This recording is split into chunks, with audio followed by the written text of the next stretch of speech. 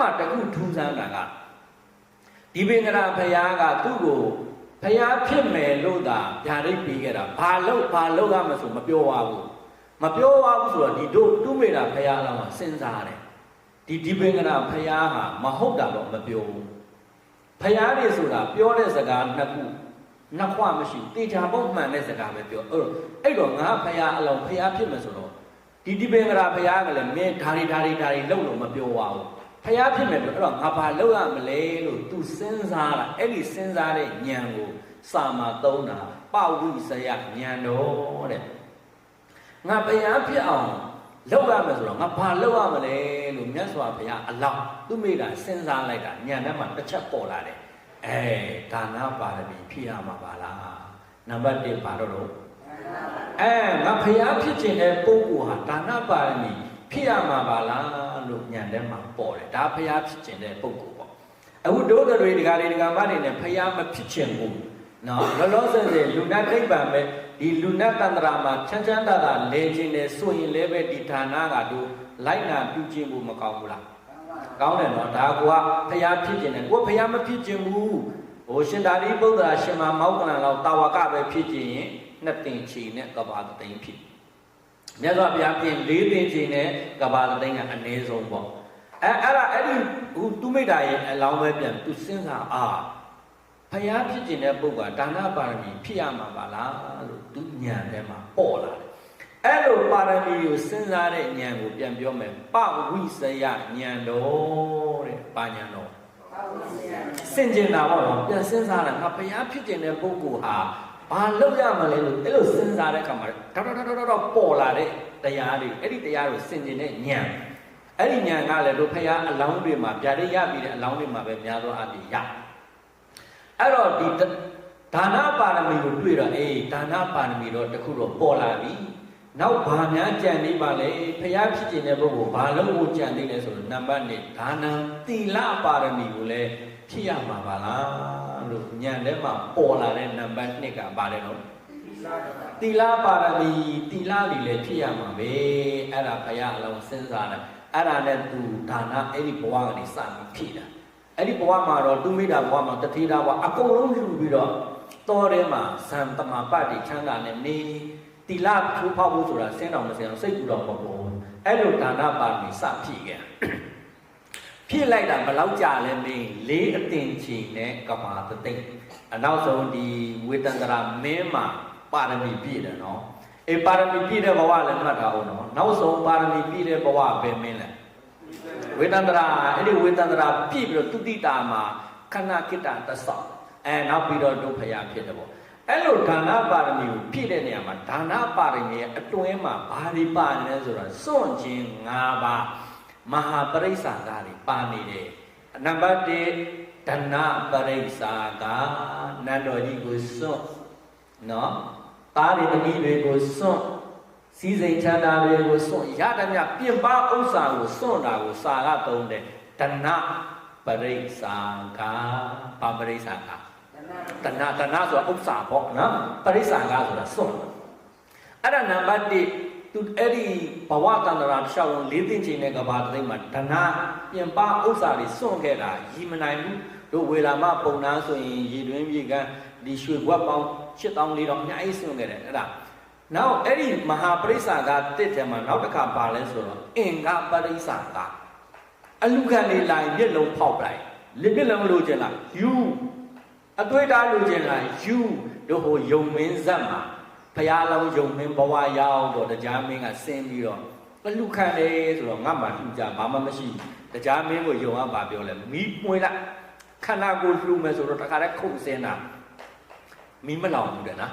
သူပါရမီအရှိန်ကြောင့်အဲ့လိုမျိုးအတွေးအသားတွေအင်္ဂါတွေကိုခန္ဓာကိုယ်မျက်လုံးတွေအသေးတွေတို့တိဝိမင်းမှာမျက်လုံးလှူခဲ့တယ်အဲ့လိုမျိုးအင်္ဂါကိုလှူတာကိုမှတ်လိုက်ရအောင်အင်္ဂပရိစ္ဆာကတဲ့ပါတယ်တော့တို့ကဒါဖျားဖြစ်ခြင်းတဲ့ပုဂ္ဂိုလ်နော်တို့ကတော့ဖျားမဖြစ်ဘူးရိုးရိုးနိဗ္ဗာန်ဝင်တော်ပြီးဆိုရင်လည်းအဲ့ဒီပါရမီတွေဖြစ်ရမယ်ဒါပေမဲ့ဖျားလောက်တော့အများကြီးအမြင့်ကြီးဖြစ်ကြမလို့ဘူးပေါ့ကိုယ်နိုင်တော့ဖြစ်ရအဲ့ဒါနံပါတ်2အင်္ဂါပရိစ္ဆာကဘယ်နှချက်ရှိလဲနံပါတ်1ကဒဏနော် အဲ့ဒီဒါဘာကြောင့်ပြောဆိုတာဒီဒါနပါရမီရဲ့အတွင်းပိုင်းမှာရှိနေတဲ့တရားတွေဒါနပါရမီဖြစ်ခြင်းတဲ့ပုဂ္ဂိုလ်ဒီအဲ့ဒီ၅ပါးနဲ့စဖြစ်ရမှာတဏပြင်ပဥစ္စာတွေကိုလူနိုင်တန်းနိုင်စွန့်နိုင်လောက်စစွန့်နိုင်တစ်ချက်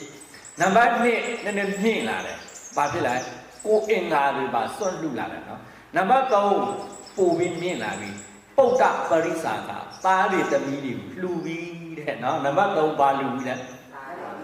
အဲဆောင်းလို့ပြောရင်ပုဒ္ဒပရိစ္ဆာကတို့ဟိုဝေဒန္တရာမင်းမှာသူ့သားနဲ့သမီး2ယောက်ကိုလှူလိုက်တာမဟုတ်လားဘ누구ကိုလှူလိုက်စုစကာပုံနာလှူတာအကုန်စားတယ်မဟုတ်လားအဲ့ဒီစုစကာပုံနာကိုလှူလိုက်တော့အမှတရားမင်းကဒီပုံနာစိတ်မချရဘူးနောက်တစ်ခါဒီအမရာအမတိဒေဝီကိုအလှလက်ခံမှသိတော့တရားမင်းအဲ့ဒီဝေဒန္တရာရဲ့ဇနီးကိုအလှခံလိုက်တာနော်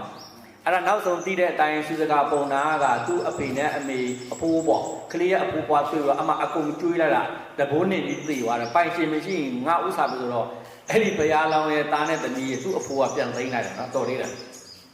အဲ့လိုမျိုးသားတွေသမီးတွေစွန့်တာကိုပုဒ္ဒပရိစ္ဆာကဟိုဘယ်နှချက်ရပြီလဲနံပါတ်1ကဒနာနော်ပြင်ပဥစ္စာတွေကိုနိုင်တော့စွန့်တာကိုဒနာပရိစ္ဆာကနံပါတ်2ကအင်္ခခြေလိမ်လက်တွေမျက်လုံးတွေအခုခေတ်ပြောမှဆိုရင်ကြောက်ကတ်တွေပေါ့ကြောက်ကတ်တွေနှလုံးတွေအသေးတွေတချမ်းဟောင်းအဲ့လိုမျိုးလှူတာပေါ့ဒါအင်္ဂနံပါတ်3ပုဒ္ဒကပါလူတာသားသမီးတွေလှူတာ3တော့နောက်နံပါတ်4ပို့ပြီးမြင့်သွားပြီပရိယပရိစ္ဆာကတဲ့ဇနီးမခင်မိမကိုလှူတာအဲ့မှာတခုကြည့်လိုက်တယ်နော်လှူတဲ့အစီအစဉ်ကိုကြည့်လိုက်တဲ့အခါမှာသားသမီးနဲ့ဇနီးကိုနံပါတ်4ဇနီးကိုထားဆိုတော့ဒါဆိုရင်ဦးစင်းစဉ်းစားကြည့်တယ်သားသမီးစွန့်တာနဲ့ဇနီးမယားစွန့်တာဘယ်တာခက်တာ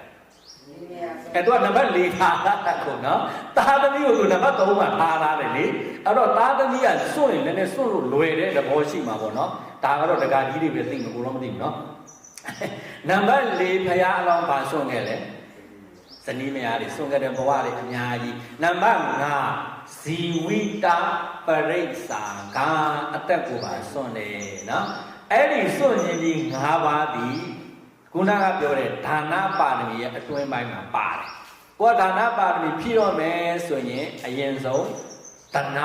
ပြင်ပဥစ္စာတွေနော်ပန်းလေးတစ်ပွင့်ပဲဖြစ်ဖြစ်စွန်းလေးတစ်စွန်းပဲဖြစ်ဖြစ်ဒါနကအရှိန်ရသွားရင်သူကလှုပ်ချင်တယ်ဒါနမှာပြောတယ်နော်ကြော်ညာထည့်လိုက်အောင်မလားဦးစင်းဒီကိုရောက်တာအခု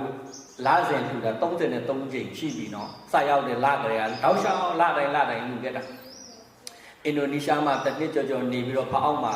တလတော့မပြည့်သေးဘူးဒီရောက်လာတာနော်တလလောက်ပဲနေရသေးတယ်နာယကဆရာတော်ကမင်းတီမှာကျောင်းလက်ထိုင်လို့ဦးစင်းကိုလက်ချသွားတာဒီကျောင်းကိုအခု33ချိန်ရှိပြီနော်ဒါကတော့ဒါနပါရမီထဲမှာမပါဘူးလားဒါနပါရမီမှာပါသွားမှာနော်အဲ့လိုမျိုးကပါရမီဖြည့်လို့ဆိုရင်အဲ့ဒီပြင်ပဥစ္စာကနေစပြီးတော့ဒါနပါရမီကိုလေ့ကျင့်အဲ့ကနေအရှင်ရပြီကိုကဖျားဖြစ်ချင်လားဘာဖြစ်ချင်လဲရှင်သာရိပုတ္တရာလိုဉာဏ်အကြီးဆုံးဖြစ်ချင်လားရှင်မောက္ကလန်လိုတကိုးကြီးချင်လားအဲ့လိုမျိုးတစ်ခုခုကိုမှန်းပြီးယာဒူးမြင့်မှန်းလိုက်ရင်နှစ်သိင်ချီနဲ့ကဘာတသိန်းပါရမီဖြစ်ရမှာနော်ကိုကအဲ့ဒီလောက်မမှန်းဘူးရိုးလူနာနိဗ္ဗာန်ချမ်းသာကနေရိုးပဲနိဗ္ဗာန်ဝင်ရတဲ့အဲ့ဒီပါရမီကိုအများကြီးတော့မဖြစ်ရအောင်ဒါပေမဲ့လိုအပ်သလောက်တော့နည်းနည်းတော့ဖြစ်ရအခုမြတ်စွာဘုရားအလောင်းသူမိတာယသိစဉ်းစားနေတာညာထဲမှာပေါ်လာဒါနပါပြီဟာငါဖြစ်ရမယ်ငါဘုရားဖြစ်ချင်တယ်အဲ့ဒါနဲ့ခုနပြောတဲ့ပရိစ္ဆာက5ပါးနေစပြီးဖြစ်တာပါနော်နောက်တစ်ခါနံပါတ်2သီလပါရမီပေါ်လာတယ်မဟုတ်လားဖယားဖြစ်ခြင်းတဲ့ပုံကသီလပါရမီကိုလည်းဖြစ်ရမယ်လို့သီလဘယ်ကနေစဖြစ်မလဲကြည်လိုက်တော့တို့တကားတွေလူတွေစောင့်တင်တဲ့သီလပဲနှပါ5ပါးကနေစဟုတ်ပြီ5ပါးသီလစမယ်တခါလေဥပုံလေးတွေဆိုရင်10ပါးသီလဒါခိုင်လာပြေလာကွယ်ဆို9ပါးသီလကိုရင်တွေဆိုရင်10ပါးသီလအဲ့လိုမျိုးစပြီးတော့သီလတွေဖြစ်ကြည့်တယ်အဲ့လိုသီလဖြစ်ကြည့်တဲ့နေရာမှာတို့ဗုရိဒတဇတ်ဒုဖယားအလောင်းကလူပြည်မှာနဂါးပြည်မှာနေရတယ်ညီငွေ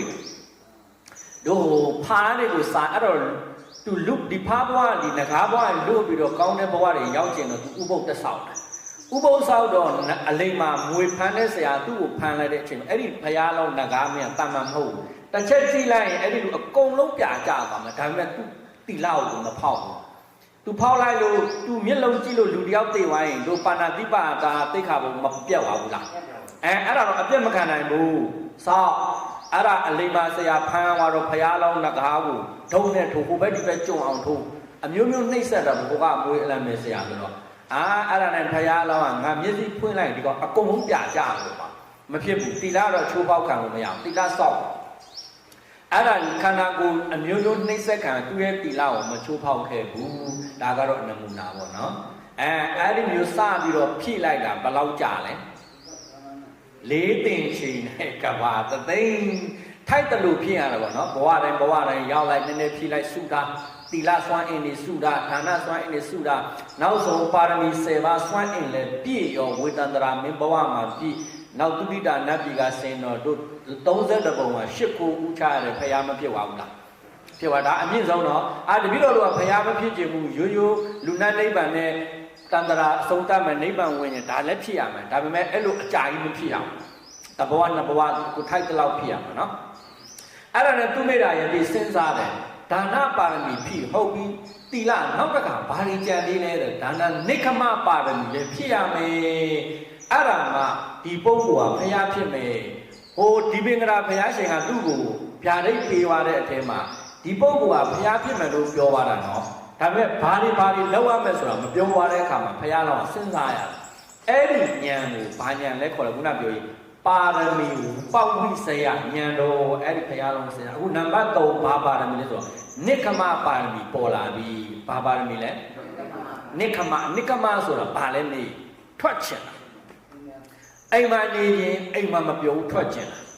နော်30ပုံမှာနေ30ပုံမှာမပြောထွက်မြောက်ကျင်တဲ့စိတ်ဆန္ဒကိုနိခမပါရမီအဲ့တော့ဒီနိခမပါရမီကိုလည်းငါဖြစ်ရမှာပါလားလို့ဖရာအလောင်းသူ့မိတာရဲ့ဉာဏ်မှာပေါ်လာတဲ့နံပါတ်3ပါရမီကပါတယ်လေနိခမဥပမာလောဘကြီးတဲ့ပုဂ္ဂိုလ်တယောက်ကဒါနအကြောင်းစဉ်းစားတယ်ဟာဒီလောဘအာကြီးရင်ဘဝမှာနော်လောဘနဲ့သိပိဋ္ဌာပြေးဖြစ်လေများဒီဒါအဲ့လိုစဉ်းစားဒီလောဘကိုငါနိုင်အောင်တိုက်မယ်လို့ဒါနအကြောင်းစဉ်းစားရင်အဲ့ဒါလည်းနိခမပဲထွက်ချင်တာလောဘကနေအလောဘစီထွက်လာကိုကအိမ်ယာတီတောင်လူပေါင်းမှာနေဟာအိမ်ယာတီတောင်လူပေါင်းမှာကိစ္စတွေများတယ်ကိစ္စနေတယ်သာသနာပေါင်းနဲ့ဝင်မယ်စဉ်းစားတာအဲ့ဒါဒီနိခမပါရမီပဲ30ပုံရဟန်းပေါင်းရောက်ပြီဒီကာမ17ပုံညှစ်ပတ်တယ်ဗြဟ္မဘုံလောက်ထွက်လာရင်ကောင်းမှာဒါလည်းနိခမပဲ30ပုံကနေထွက်ပြီးနိဗ္ဗာန်ရရင်ကောင်းမှာအဲ့လိုကြံနေတဲ့အကြံစီဒီနိခမအကြံအဲ့ဒီအကြံအတိုင်းတကယ်ပဲတရားအားထုတ်ပြီဆိုရင်အဲ့ဒီပုဂ္ဂိုလ်နိခမပါရမီဖြည့်တာတန်ရောစင်မှန်တယ်ဖြတ်နော်အဖေတွေအမေတွေလည်းဖုံးမဆက်ဘူးသားတွေသမီးတွေလည်းလှည့်မကြည့်နဲ့တရားဓမ္မပဲဘဝကိုနှစ်မြုပ်ထားရင်ဘာပါရမီလဲနိခမအဲ့ဒါကိုဘုရားလုံးဖြည့်တာဘဝပေါင်းအများကြီးဖြည့်ခဲ့တယ်ဒါပေမဲ့အဲ့လိုဖြည့်ရင်လည်းဘဝတစ်ခုမှာဘာဖြစ်လဲဆိုတော့ဘုရားလုံးပေါက်တူတလက်ကိုမစွန့်နိုင်လို့သူပေါက်တူတလက်ကိုစွန့်လိုက်ယသိတဝတ်နဲ့ပါရမီဖြည့်တာပေါ့နိခမပါရမီကဲယသိဘဝနဲ့အားထုတ်လို့အဲ့ပေါက်တူညံနဲ့မှပေါ်လာတယ်ဟဲ့ငါပေါက်တူတလက်ရှိတယ်တခါတည်းယသိကနေလူထွက်ပြီးတော့ခရမ်းကြီးတွေပဲတွေသစိုက်စားပြန်ရောဟာမဖြစ်ဘူးငါပါရမီဖြည့်နေအဲ့ပေါက်တူကိုခြုံနေဖွက်တာတရားယသိဘဝနဲ့တရားတော့အဲ့လိုနဲ့9ကြိမ်ရပါလားဟုတ်လားနောက်ဆုံးမဖြစ်ဘူးဒီပေါက်တူတလက်ကိုခင်းကမြစ်တယ်ခေါင်းမပွင့်ပွင့်ပစ်ထုတ်လိုက်တာ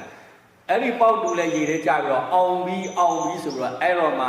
ယသိဘဝနဲ့တရားချမ်းသာအားထုတ်ရတာနော်အဲ့လိုနိခမပါရမီတွေဘုရားဖြည့်ခဲ့တယ်ဘယ်လောက်ကြာ4အသိချင်းနဲ့ကပါတသိအခုတို့တကားတွေကမှလည်းပေါက်တူဘယ်နဲ့လက်ပိုင်တာညာတရားအားထုတ်မဲ့ကြရင်ပေါက်တူကပေါ်လာပြန်ပြီမဖြစ်ဘူးနော်တကားကြီးပေါက်တူပေါ်အဲ့ဒီပေါက်တူစီပြန်သွားတော့ဒီနိခမပါရမီကပြည့်အောင်မလားမပြည့်ဘူးနော်အဲ့တော့သူမိတာယသိစဉ်းစားတာပါရမီ10ပါးမှာအခုဘယ်နှပါးပေါ်ပြီလဲနောက်9ပါးကိုနောက်နှစ်မှဆက်ပေါ်တော့မှာနော်ဟိုမှာ10နိုင်ထိုးနေပြီလားအခုမှတ်မိပြီနော်သူမိတာဘုရားအလောင်းပါရမီစဉ်းစားတဲ့ဉာဏ်ကိုပါရမီပဝိစယဉာဏ်တော်အဲ့ဒီဉာဏ်တော်နဲ့စဉ်းစားလိုက်ပါရမီ10ပါးပေါ်လာတယ်အဲ့ဒီပါရမီ10ပါးကိုဖြည့်မှငါဘုရားဖြစ်မှာပါလားလို့သူညံမှာအလိုလိုပေါ်လာတယ်ဒါတော့အမြင့်ဆုံးဘုရားပေါ့နော် အဲ့လိုကိုကရှင်သာရိပုတ္တရာလောက်ပဲရှင်မမောက္ကလန်လောက်ဆိုရင်နှစ်တင်ချိန်နဲ့ကဘာတသိန်းဖြစ်အဲ့လောက်နဲ့များတယ်ရိုးရိုးပဂတိတာဝကနာမည်နိဗ္ဗာန်ဝင်အ ਨੇ ဆုံးပါရမီတွေကိုဟိုနည်းနည်းပါတော့ဖြစ်ရသူတို့လောက်မများဘူးเนาะအဲ့တော့အခုဒီနေ့ပါရမီ3ပါးပဲရမှတ်မိမယ်เนาะပြန်ပြောမယ်နံပါတ်1ကပါဒါနပါရမီအဲ့ဒီဒါနပါရမီရဲ့အတွင်းမှာဝင်နေတဲ့စွန့်ခြင်းပရိစ္ဆာက5ပါးမှတ်မိမယ်เนาะပါရီ5ပါးစွန့်တယ်ဒါနပြင်ပဥစ္စာเนาะနံပါတ်2အင်္ဂခန္ဓာကိုယ်အစိတ်ပိုင်းနံပါတ်3ပုဒ္ဒတာသမီနံပါတ်4ပရိယဇနီးမယားနံပါတ်5ဇီဝိတအသက်အဲ့ဒါတွေကိုဘုရားစွန့်ခဲ့တဲ့ဘဝပေါင်းအများကြီးအချိန်ကာလနဲ့ပြောရင်၄သိချင်းတဲ့ကဘာသိန်းအတွင်းမှာဘဝတွေမှာထိုက်တယ်လို့ဒီ5ပါးကိုစွန့်ခဲ့တယ်တို့နောက်ဆုံးဘဝဒီတိဋ္ဌမင်္တာဘဝပဲဆိုပါလို့နော်သူ့မှာဇနီးမယားတွေနန်းတော်တွေရာဟုလာမွေးတဲ့နေ့ပဲအကုန်လုံးစွန့်ခဲ့တယ်မလားအဲ့ဒါတွေစွန့်ခြင်း5ပါးဆိုနံပါတ်2ကသီလပါရမီနံပါတ်3ကနိက္ခမပါရမီကြံတဲ့9ပါးကိုနောက်နှစ်မှာနော်ကဲတို့တက္ကကြီးတက္ကမကြီးလည်းမိမိတို့ဖရာလောင်းလမ်းစဉ်အတိုင်းဖရာလောင်းလောက်အများကြီးမဖြစ်မယ်ကိုယ်စွမ်းအားလောက်ဒီနေ့ဒါနပါရမီတွေဖြည့်ကြတယ်5ပါးသီလအစောင့်ထိန်ကြတယ်သီလပါရမီတွေဖြည့်ကြတယ်ကိလေသာနဲ့မပြောဘဲနဲ့ကောင်းမှုနဲ့ပြောတဲ့နိက္ခမပါရမီကိုစွမ်းအားလောက်ရှိလောက်ဖြည့်ကြတယ်ဒီပါရမီရဲ့အထောက်ပံ့ကြောင့်တို့တက္ကကြီးတက္ကမတနေ့နေ့တစ်ချိန်ချိန်ပါရမီပြည့်တဲ့နေ့မှာဒုက္ခခတ်သိမ်းချုပ်ငြိမ်းရအမှန်မြတ်နိဗ္ဗာန်ကိုဒီပါရမီရဲ့အထောက်ပံ့ကြောင့်လွယ်ကူလင်းမြန်စွာရနိုင်ရောက်နိုင်ကြကုန်သောသူတော်ကောင်းများ